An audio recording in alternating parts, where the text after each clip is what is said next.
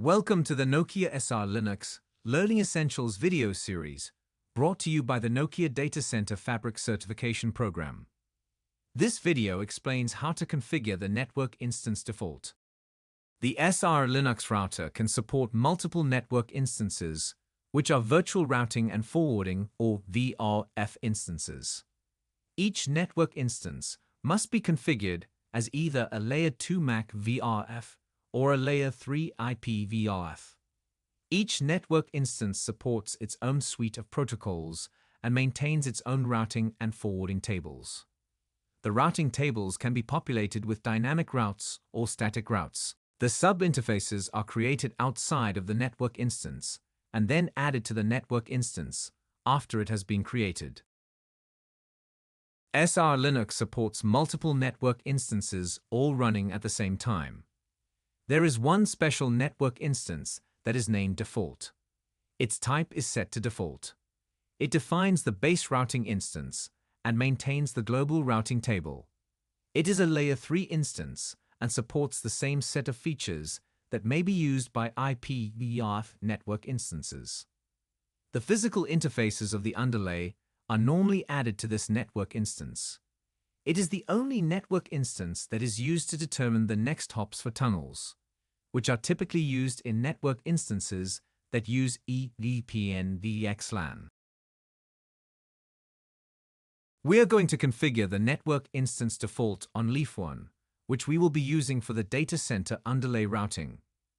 Spine 1 and Spine 2 routers have been pre-configured and their physical sub-interfaces have been entered into their network instance default. Leaf 1's physical sub-interfaces and loopback sub-interfaces have been pre-configured.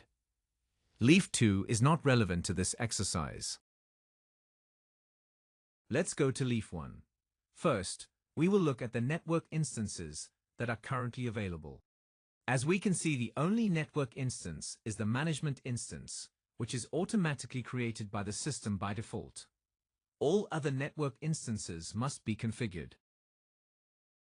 Next, let's check the two physical sub-interfaces and the loopback interface and see if they have been created and are operationally up.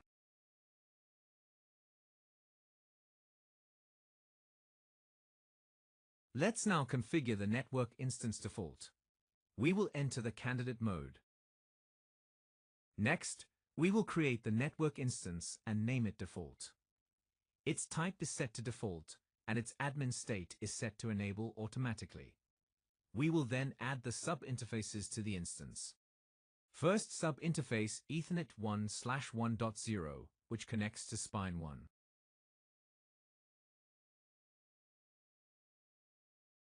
Next sub-interface Ethernet 1/2.0, which connects to Spine 2.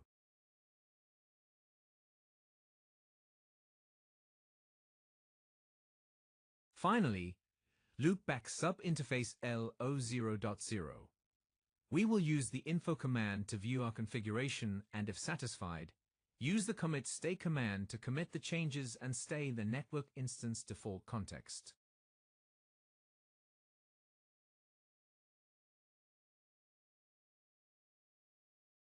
Now we'll look at the route table. We can see the 3 host IP addresses for Leaf 1 local interfaces and the 2 network addresses for the physical interfaces that connect Leaf 1 to the 2 Spine routers. Now, we'll validate our configuration by pinging the IP addresses of the connected sub-interfaces of the Spine routers. First Spine 1.